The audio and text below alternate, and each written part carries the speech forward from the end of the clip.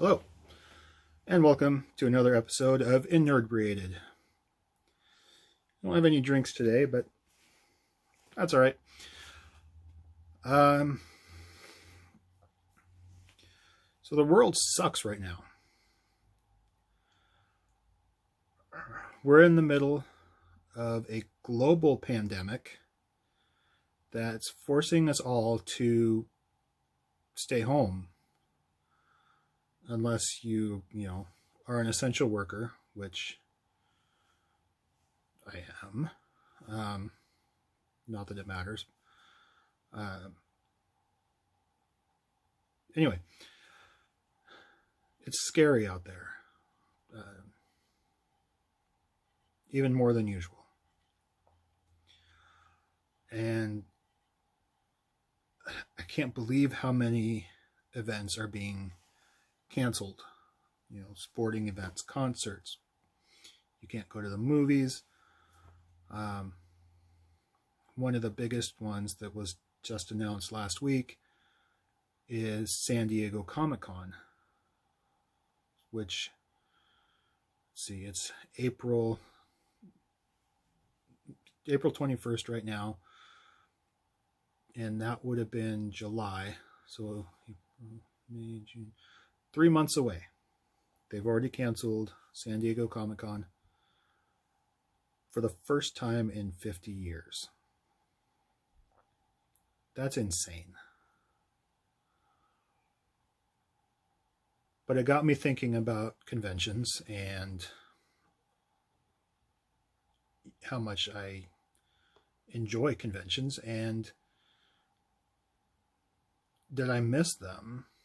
I mean, I haven't gone to a convention. The last convention I got to was Rose City Comic Con last September, which I love. And I have 2 other conventions coming up later this summer that I'm hoping will be safe enough to get to. But I don't know. We'll see. Anyway, so it got me thinking about conventions, and I kind of wanted to just take some time and talk about them. So here we go. I went to my first convention, was a Star Trek convention, when I was in high school, long before they reached the popularity where they are now. It was at the Airport Holiday Inn in Portland, and the special guest was Armin Shimmerman, who was Quark on Deep Space Nine. I went with my friend, Jolene, who had given me a homemade Star Trek shirt for my birthday, which was basically a blue shirt, and then she had puff painted the Star Trek logo.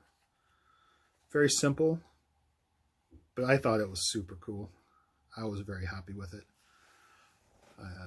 And my dad took us. I'm pretty sure I still have that shirt somewhere too.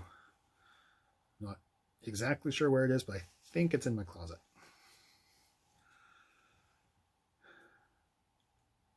Anyway, I wish I'd gotten a picture of us, there.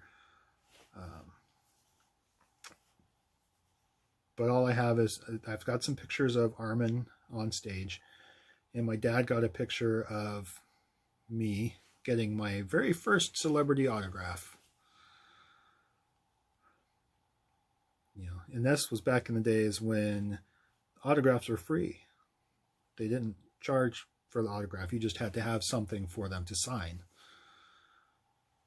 Anyway, I went to a total of 5 Star Trek conventions over the next few years. And then Creation Entertainment, who ran the conventions, cut everything way back and they stopped coming to Portland, which really sucked.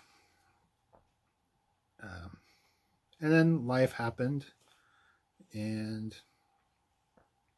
I don't know, a decade or so later, my sister and I started trying to get tickets to San Diego Comic-Con,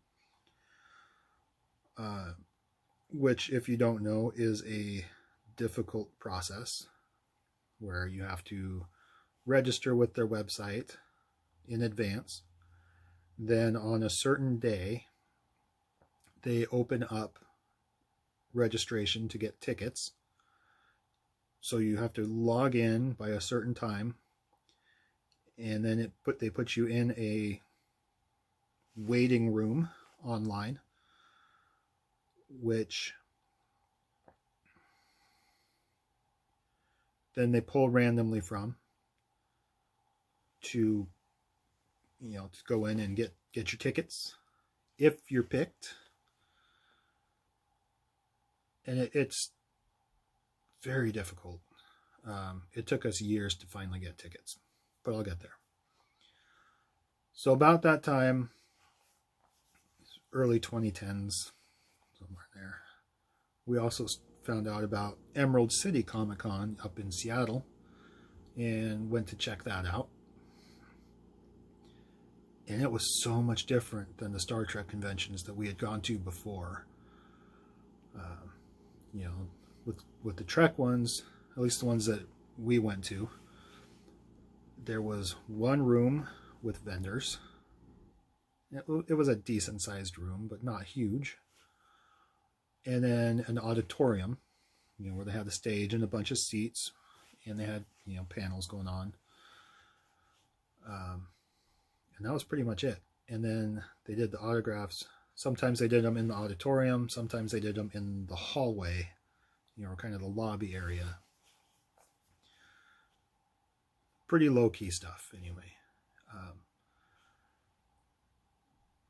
ECCC was so much bigger. It had already been going for a few years. And it was in the Seattle Convention Center, and then the building across the street also, which was connected by a sky bridge. But it was a much, much bigger convention. Still, a lot of fun.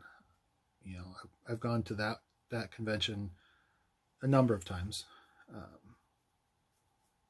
Not as much recent in the last few years, but it's a very good convention. I love it. My notes went to screensaver, so hopefully I learn how to edit stuff, because otherwise this is going to be a really long, boring segment.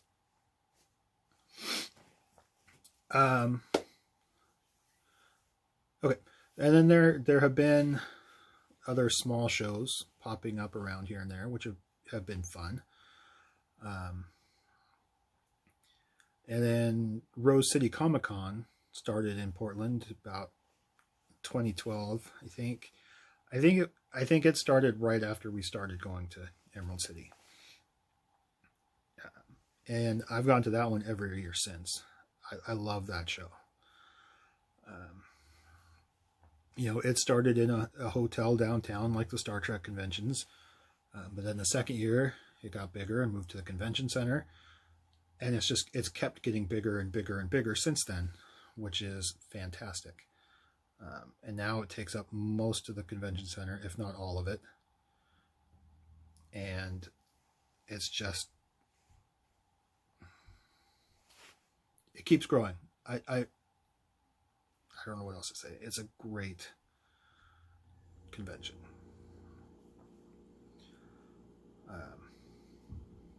Finally, we did get tickets to SDCC. I'm guessing you figured by now.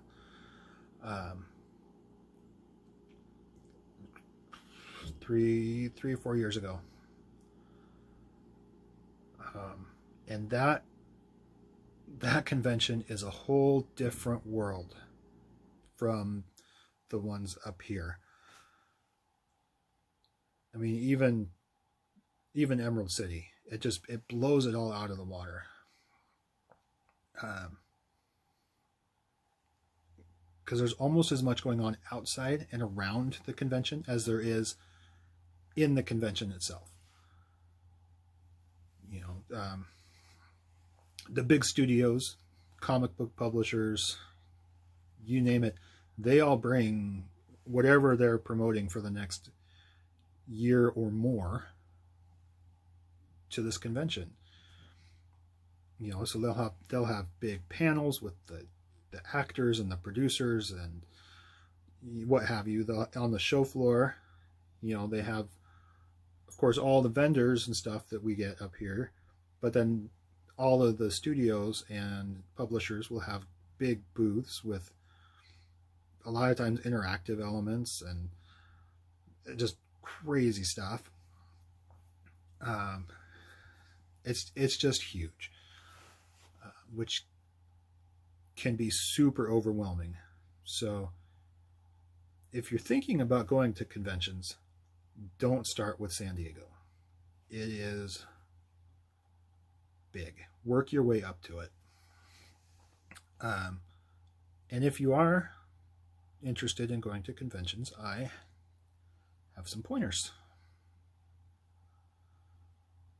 First of all, don't stink. Wear deodorant. Take a shower or a bath. Everyone will appreciate it.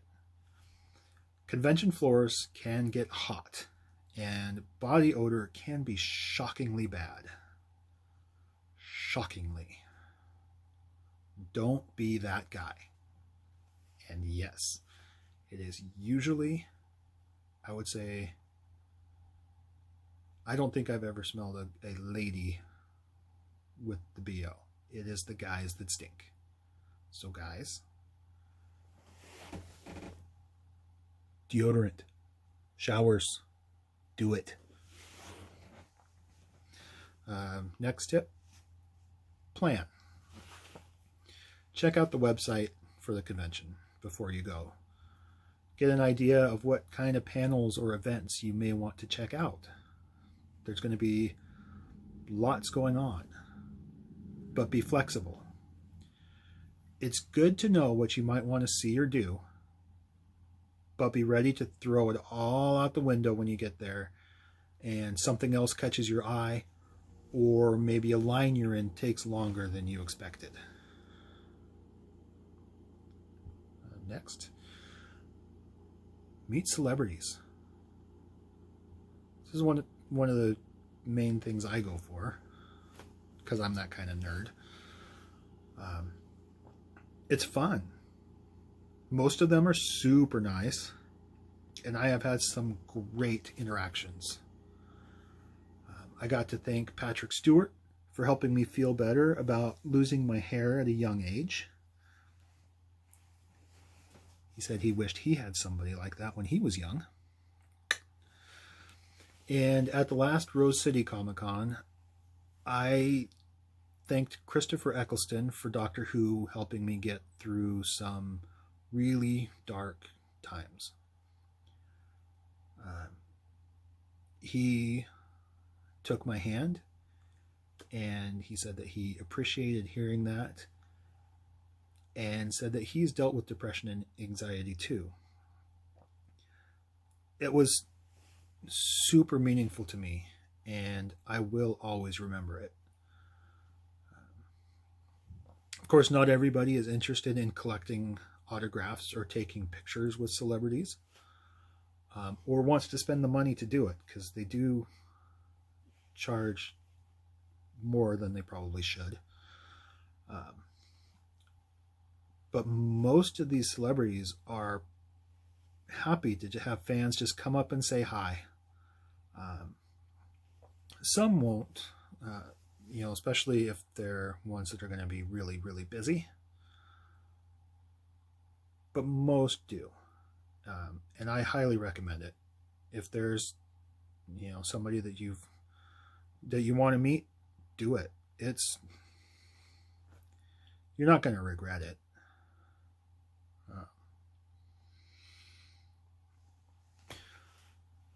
My next tip is dress up. Cosplay is huge at conventions, and everyone is welcome, if not encouraged, to wear a costume. And it doesn't have to be anything fancy. All levels are welcome. You can make it or you can buy it. It can be super accurate or a mask made out of a paper bag. Express your love for a character or a fandom however you want and are comfortable with. I don't often wear costumes, but when I do enjoy it. Sometimes I figure it'll be too hot or too much trouble, or I'm planning on getting pictures with someone and I want to just be me. It can also depend on who I'm going with. I've always wanted to get a big group together with a themed costume. You know, Star Trek crew, or... Well, one year my sister and her family and I did Bob's Burgers. It was great. It was super fun. The costumes that I do have range from pretty screen accurate Star Wars X-Wing pilot, which I put together to join the Rebel Legion. Talk about that another time. And I've gone to just shaving my mustache, putting on round glasses, and lab coat, and boom, Hugo Strange. Simple. If you do decide to go with a costume, have fun with it. That is the #1 priority. Do the best that you can do, and don't judge yourself based on anybody else's costume. It's all about you, man, or woman, or whoever. Just have fun. Finally, I would say start small. Going straight for San Diego Comic-Con as your first convention is probably not a good idea, like I said earlier. Look for local, smaller conventions to get your feet wet. The day that you pick to go can also make a big difference. Whether the con goes Thursday to Sunday or just Saturday and Sunday, Saturday will almost always be the busiest day. Oftentimes, Sunday is a good time to go as it is less busy, and you can sometimes get really good deals from vendors who want to sell stuff rather than have to pack it up and take it home. That said, this Sunday rule does not apply to San Diego. San Diego always sells out. Yeah, remember how I said it was hard to get tickets? Yeah, sells out usually in an hour. And, so some people, the only ticket they got was for Sunday. So of course they're going to be there. The panels, there aren't as many panels in the big rooms, so that you don't have that taking people away from the show floor. And most of the off-site events and displays are shutting down early on Sunday. Like, stupid early. I don't really know why, but they do. And all that put together means that the show floor is just super crowded. So if you have a choice, I would say don't try to pick a day other than Sunday for San Diego. Anyway, all that said, there are, of course, different kinds of conventions. There's what are generally referred to as Comic Cons, are usually more along the lines of pop culture conventions, meaning that they're for all kinds of entertainment, not just comic books. There are events for specific fandoms too. Star Trek conventions have gone from having lots around the world throughout the year to now there's just one big one in Las Vegas in August. And then they do a cruise once a year, I think. One of these days I'll get to that. There's also Star Wars Celebration, which happens every couple of years or so. I've only been to one of those so far, but hopefully the one scheduled for this summer is still going to happen, and I will make it to that one too. And beyond that, there are conventions for tattoos, for toys, for Disney, you name it, you can probably find a convention for it. That said, cons are not for everyone. They can be big and loud and crowded, but they can be a lot of fun. You have to go into it with the right mindset. Expect that there's going to be crowds. Expect that it's going to be busy. You know, try not to get overwhelmed. It's hard to do. I do not like crowds. I get very uncomfortable in crowds. But not so much with the convention crowds. And I'm not sure what the difference is. I mean, maybe it's because I feel like I'm surrounded by more people that I feel like I have something in common with. I don't know. It's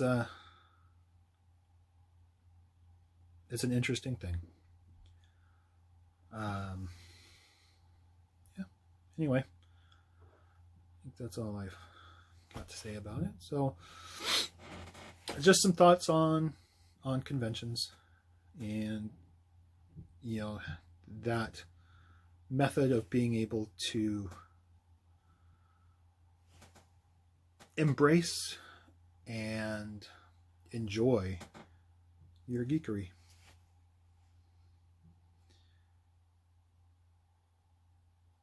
Yeah. The geeks will rule the world.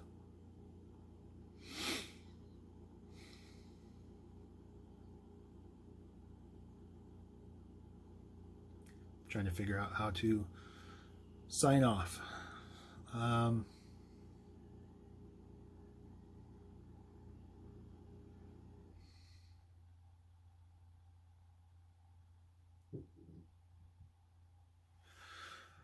don't know.